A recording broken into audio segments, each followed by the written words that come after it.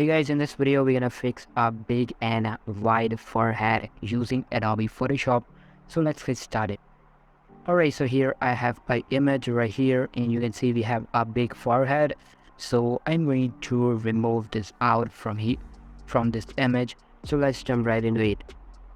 Alright, so the first thing all you need to do, you have to make a selection. So for that I'm going to use the lasso tool and then select the area which you want to increase. Now adjust your selection. Once you have done,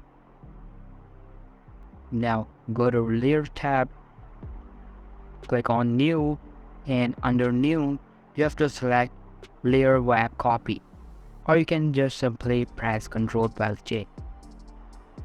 Once you have done with that, now select your selection, right click on it and choose warp. Now adjust is just according to the image.